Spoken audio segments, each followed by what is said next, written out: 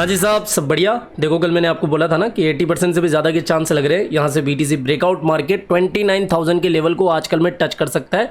और वैसा आज हो गया है ना, ऐसा कुछ नहीं कहूँगा क्योंकि मार्केट को ये चीज़ पहले से ही अनुमानित थी कि जिस तरीके की लहर हवा मार्केट में भी चल रही है उसके अकॉर्डिंग तो बिटकॉइन को 29,000 को टच करना चाहिए और ये हो सकता है। इसके चांस ज़्यादा से ज़्यादा लग रहे हैं, वो चीज़ आज हमें देखने को मिल गई। इसके अलावा मार्केट से क्या क्या अपडेट्स आई जिसकी वजह से बीटीसी ने इतना अच्छा टेक्निकली काम करा और इसके बाद में इसने 29,000 के लेवल को टच करा। और अभी क्या पॉसिबिलिटी हो सकती है इसके बारे में तो वीडियो में डिस्कस करेंगे ही, लेकिन वीडियो की शुरुआत में एक चीज़ और आपको कहूँ। देखो कुछ लोगों को तो सिर्फ इस बात से तकलीफ है कि हम यूट्यूबर्स पैसा क्यों कमा रहे हैं, कैसे कमा रहे हैं।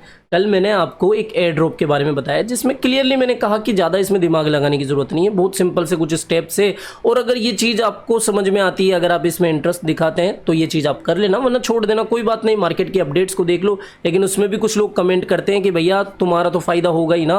भैया हम मेहनत करते हैं, हम काम करते हैं, मॉर्निंग में उठते हैं, सारी अपडेट्स को कलेक्ट करते हैं, उसके बाद में एक वीडियो को बनाने में कम से कम 4-5 घंटों का टाइम लग जाता है।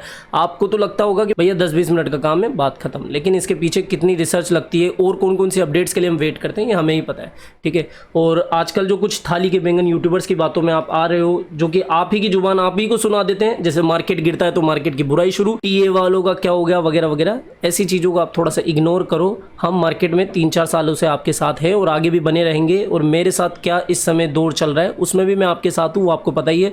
तो इस चीज़ को थोड़ा सा समझा करो, ठीक है। और बात थोड़ी सी कड़वी लगी तो उसके लिए भी क्षमा मांगूंगा। आप सभी मेरे प्यारे भाई बहन हो तो इस चीज़ को भी देख लिया करो, कोई बात नहीं। अब सीधे काम की बात करते हैं, क्या कुछ अभी मार्केट में चल रहा है। देखो इसलिए मैं आपको बार बार कहता हूं कि टेलीग्राम को ज्वाइन करो, टेलीग्राम को ज्वाइन करो। कल मैंने आपको रात को 9 बजे के तकरीबन एक update the. An institutional crypto exchange backed by Fidelity, Shoaib and Citadel security launches today, ये वाली अपडेट।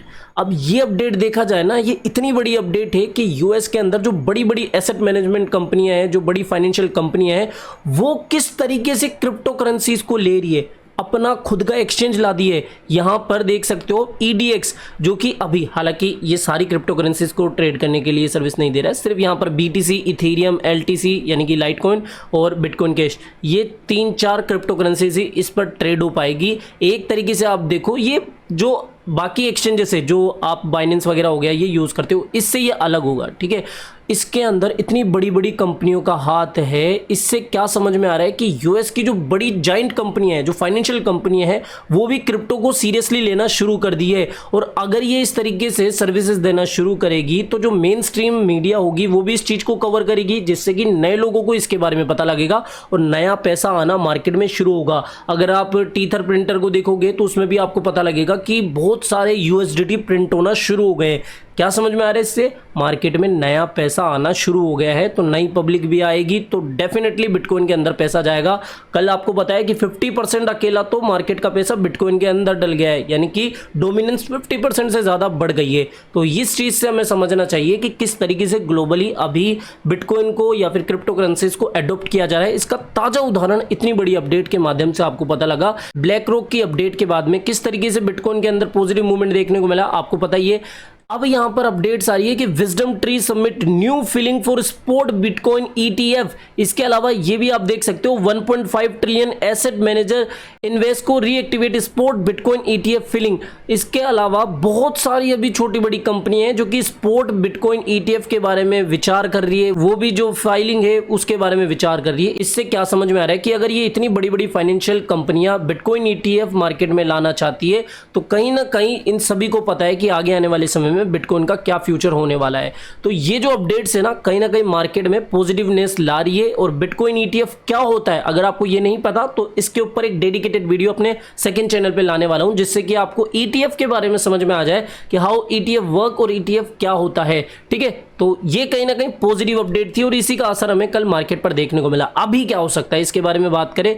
यहां पर देखो 29,000 का जो रेजिस्टेंस है अभी इतना इंपॉर्टेंट नहीं है। इंपॉर्टेंट रेजिस्टेंस हमें 30,000 के आसपास देखने को मिलेगा। यहां पर मैं एक बार आपको बता देता हूं 30,000 का जो सपोर्ट है, सॉरी रेजिस्टेंस जो है, एक बार अगर BTC इसको ब्रेकआउट कर देता है तो आप मान के चलो इजीली हम वापस से 32 to 35,000 तक BTC को देख सकते हैं। इतना इंपॉर्टेंट अभी ये मेरे अकॉर्डिंग रेजिस्टेंस दिख रहा है, ठीक है।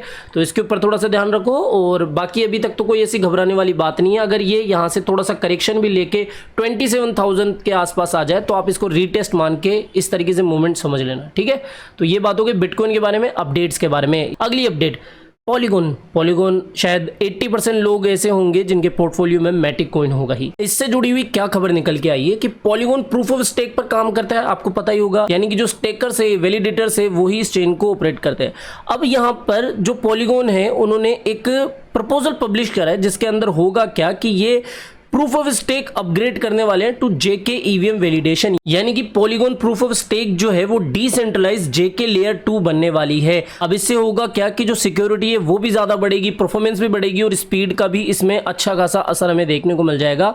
तो कहीं ना कहीं पॉलीगॉन जो है अपनी अपग्रेडेशन के ऊपर ध्यान दे रहा है और इससे ये चीज पता लग रहा है कि अगर एक प्रोजेक्ट अपने डेवलपमेंट के ऊपर अगर इतना सीरियस है, इतना ध्यान रखता है, तो आगे आने वाले समय में डेफिनेटली नए लोगों का वो ध्यान अपनी तरफ अट्रैक्ट करेगा और नया पैसा इसके अंदर आएगा, तो डेफिनेटली कॉइन की प्राइस तो बढ़नी ही है। तो ये एक अपडेट हो गई। अगली अपडेट की बात करें तो ये सिंगापुर से अपडेट आ रही है कि Monetary Authority of Singapore today published a white paper proposing common protocol to specify condition for the use of digital money such as central bank digital currency CBDC and tokenised bank deposit and stable coin. तो इसका मतलब क्या है कि Singapore के अंदर जो monetary authority है वो एक स्टैंडर्ड प्रोटोकॉल ला रही है जिससे कि वो डिजिटल करेंसीज को रेगुलेट कर पाए या फिर कहीं ना कहीं उनके ऊपर कुछ लॉ वगैरह ला के कंट्रोल कर पाए। तो ये कहीं ना कहीं अच्छी बात है कि इस तरीके के व्हाइट पेपर या फिर प्रपोजल पब्लिश किए जा रहे हैं दुनिया भर की अलग अलग कंट्रीज के अंदर, जो कि बताती है कि भैया आगे आने वाले समय में जो गवर्नमेंट है वो भी क्रिप्टो के ऊपर ध्यान देगी और रेगुलेशन वगैरह आ सकते हैं।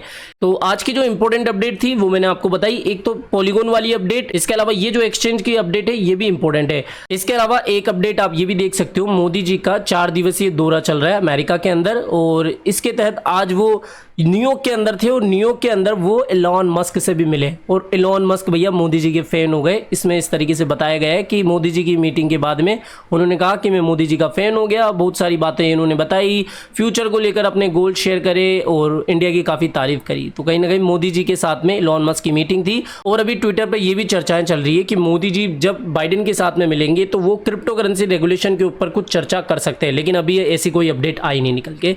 तो इसको थोड़ा सा आप लाइटली या फिर र्यूमर की तरह देख सकते हो। तो ये एक बात है। तो बस फिलहाल इस वीडियो में इतना ही। आई होप ये वीडियो आपको पसंद आया होगा। तो वीडियो पसंद आया हो तो डेफिनेटली वीडियो को लाइक करना है, चैनल आप ही के काम का तो चैनल को भी सब्सक्राइब करना है। मैंने आपको कोशिश करी बहुत स्वीटली और बहुत शॉर्टली तरीके से इन सारी अपडेट्स को बताने की। तो अगर आपको चाहिए कि टू द पॉइंट अपन बात करें तो बता देना कमेंट में, वरना सारी रिपोर्ट्स को अपन डिटेल से पढ़ के आपको बता भी सकते हैं, ठीक है। तो ये चीज़ भी थोड़ा क्लियर करना चाहूँगा। तो फिलहाल इस वीडियो में इतना ही, मिलते हैं जल्दी नई अपडेट के साथ। टिल देन जय हिंद, जय भारत।